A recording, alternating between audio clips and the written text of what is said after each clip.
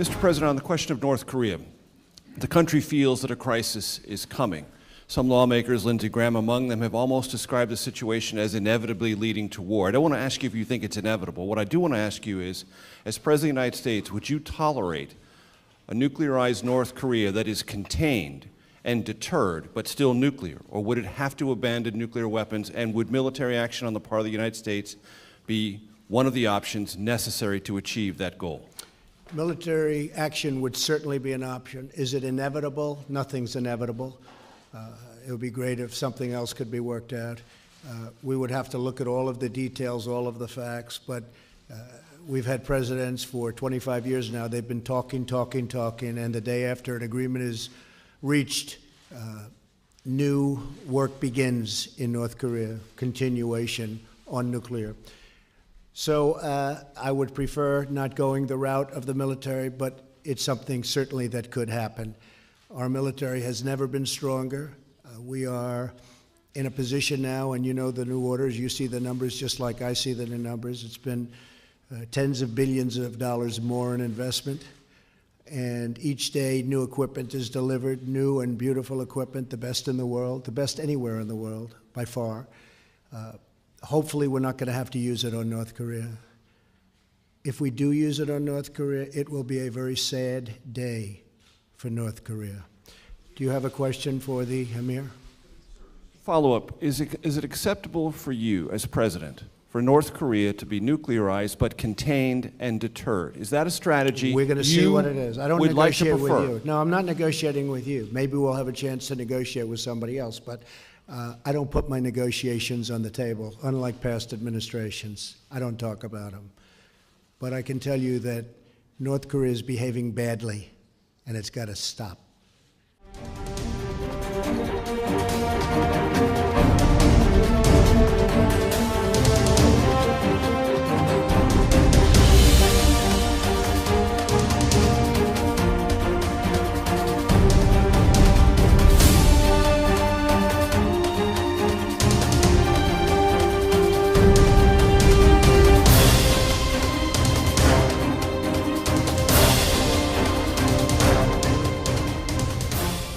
Michael Singh is back with us. So, Michael, let's talk some more about North Korea. Some of the suggestions as to how we deal with them. Number one, diplomacy. So what's the chance of that working? Well, there are really no silver bullets here at all, Heather. I mean, we heard the Australian Prime Minister say war would be catastrophic, but diplomacy isn't an easy answer here either, because what people have suggested is sort of a freeze-for-freeze deal, that we could get North Korea to freeze its tests and maybe even its production of nuclear missiles in exchange for something from the United States. And the question is, in exchange for what from the United States?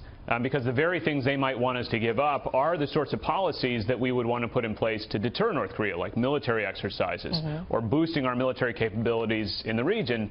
And frankly, we could expect North Korea to cheat on any such arrangement anyway. Yeah, well, let's talk about a preemptive strike. No one wants that. This is what Fox News analyst Ralph Peters had to say in an op-ed. He wrote that, you know, amongst other things, better 1 million dead North Koreans than 1,000 dead Americans. The fundamental reason our government exists is to protect our people and our territory. But the dangers of a preemptive strike are what? That he could immediately hit South Korea.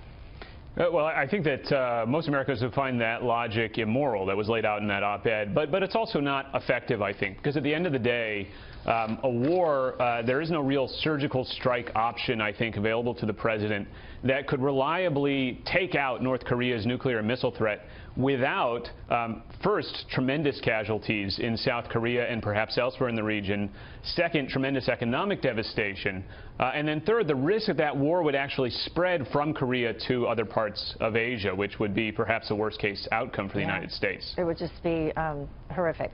Michael Singh, thank you very much for joining us and sticking around with us as well. Thank you.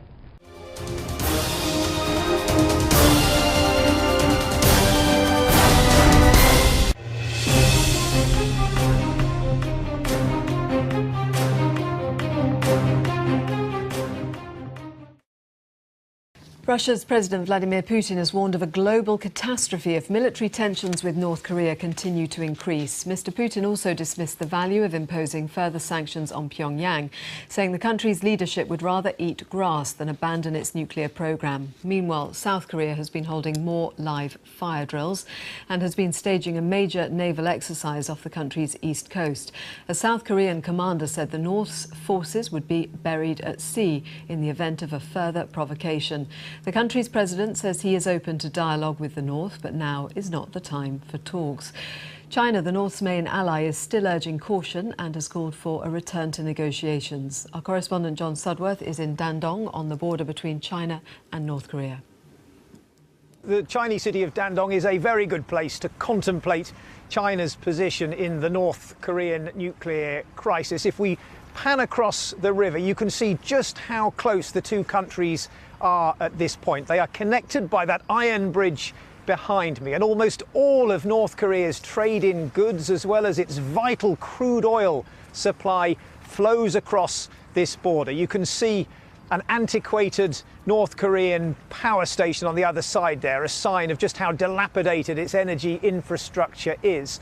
Donald Trump's argument, of course, is that China could, if it wanted to, simply force North Korea into submission by turning off this lifeline. But when you look at this proximity, you can see why the Chinese leadership see things very differently indeed. Their fear is that pushing North Korea towards regime collapse will bring chaos and instability, factional infighting, possibly even war, right up against this border. And that is why Beijing is insisting that it will not contemplate a total trade embargo. It will not contemplate talk of military options. All it wants to see is a return to dialogue. And that has been its position all along. John Sudworth, well, we can get more on the comments from President Putin, who's speaking in China this morning. We can join our Moscow correspondent, Sarah Rainsford. Sarah, Vladimir Putin has, like China, dismissed putting further sanctions on North Korea. What is Moscow's view of what would be the way forward? He has, that's right. Russia's position quite similar to that of China. In fact, Russia and China have put forward a roadmap for resolving the crisis on the Korean Peninsula. And President Putin has made clear that whilst Russia sees the latest nuclear test by North Korea as provocative, as he put it, and he's condemned those, he doesn't think that sanctions are the way forward. In fact, he said that the North Korean leadership would prefer to eat grass than to end their nuclear program. So sanctions, he said, were a dead-end road. But also he was very strong, Mr. Putin was very strong in terms of what he called the military hysteria that he said was being whipped up over the crisis on the Korean Peninsula, saying that that was a road to nowhere, that this kind of rhetoric needs to end, and that all sides need to return to the negotiation table. Now, as Russia sees it, that means all sides, including Pyongyang. It's like China, pushing for a return to talks, and says the only way to resolve this crisis is through diplomacy. But it's difficult at this point to know exactly what influence Russia can bring to bear on the situation. Certainly it has very important historic ties with Pyongyang, but in terms of economic leverage or political leverage even, it's difficult at this point to know how much pressure Russia can actually exert on North Korea. Thank you very much, Sarah.